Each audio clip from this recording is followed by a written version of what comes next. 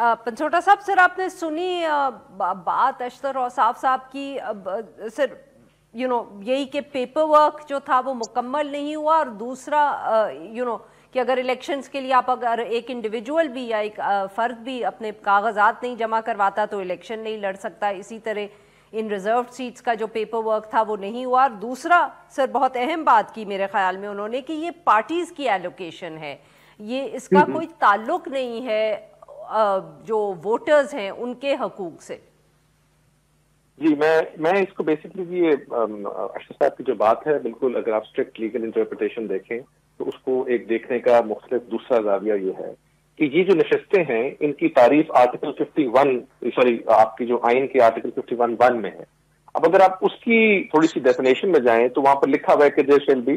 Such number of seats for members in the National Assembly, और उसमें reserve seats का जिक्र तस्करा आता है। अब ये reserve seats no doubt directly elected लोगों की नहीं है, बट ये मुंसलिक हैं या लिंक्ड हैं उन लोगों के साथ जो डायरेक्टली इलेक्ट होकर एक पॉलिटिकल पार्टी के प्लेटफॉर्म से आते हैं, और वो पॉलिटिकल पार्टी बिल्कुल सेक्शन 104 इलेक्शन एक्ट के तहत अपनी एक लिस्ट देती है। अगर तो ये बात पाकिस्तान में पहले ना हुई होती, और आपने चूंकि कुछ केसेस ऐसे होते हैं जिनको आपने आइन के तनाजुर में देखना है, और आइन की अगर आप स्पिरिट की तरफ देखें तो फिर आर्टिकल 218 भी आता है जिसकी मंशा ये है कि it should correctly represent will of the people, और जो विल ऑफ द पीपल है वो पॉलिटिकल पार्टीज के थ्रू जब लोग इलेक्ट होके आए हैं तो उन्हीं की आगे प्रोपोर्शनल रिप्रेजेंटेशन है। मेयरली बिकॉज एक पॉलिटिकल पार्टी ने लिस्ट नहीं दी या लिस्ट देने में कोई ताखीर है, उसकी बेसिस पर उसको डिसइंटाइटल करना, इससे मैं जाती तौर पर समझता हूँ, मेरी अपनी राय में मुनासिब नहीं है। और जबकि आपके पास प्रेसिडेंट्स भी मौजूद हों, और अगर आप याद करें तो 2018 के इलेक्शन में पीटीआई से भी इस किस्म का इशू आया था,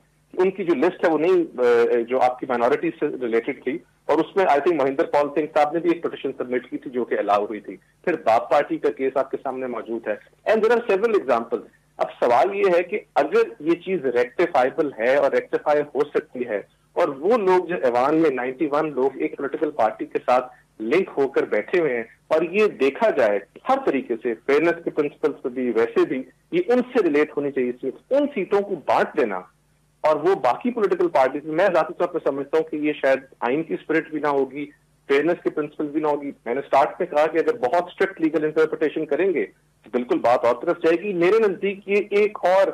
बैट जिस तरह लिया गया था, ये इलेक्शन सिंबल लिया गया था, उसी किस्म का फैसला है, और जब इसको चैलेंज किया जाएगा तो किसी अदालत में, सुपीरियर फोरम में, तो I think this will be satisfied. अब देखना ये है कि क्या ये हमारे प्रेसिडेंशियल इलेक्शन तो सेनेट के इलेक्शन से पहले काम होता है या उसके बाद होता है। और ये भी हो सकता है, बहुत सारे लोग ये भी कह रहे हैं कि हो सकता है कि इलेक्शन करवा के तो बाद में कह दिया जाए कि जी एक हायर मॉरल ग्राउंड लेके कि जी बिल्कुल इनको सीट वापस करें, और फिर एक लिटिगेशन चलती रहे कि क्या प्रेसिडेंट का इलेक्शन ठीक था कि नहीं ठीक था। अगर आप इसकी स्कीम देखें, अपार्ट फ्रॉम, मैं चूंकि लीगल तजजिया कर सकता बहुत मुनासिब और बहुत बेहतर कर चुके हैं, वैसे बेहतर समझते हैं इस चीज को, लेकिन अब अगर आप इसकी दूसरी एक पोलिटिकल साइड भी देखें तो पाकिस्तान के पिछले एक साल के अंदर जो पॉलिटिकल नेचर के डिसीजन के फैसले आ रहे हैं वो हमारे सामने हैं। हमें उसका किसी किस्म का उसके ऊपर तबसरा करते हुए भी जिसे कहते हैं कि वो प्रॉब्लम नहीं होती, क्योंकि इट्स वेरी क्लियरली एविडेंट कि वो पॉलिटिकल पार्टीज किसके खिलाफ हैं, किसके हक पर और किन बेसिस पर आ रहे हैं। अब वंस अगेन वही बात है कि पाकिस्तान में जब स्ट्रिक्ट लीगल इंटरप्रिटेशन करनी होती है तो वो दौर होता है,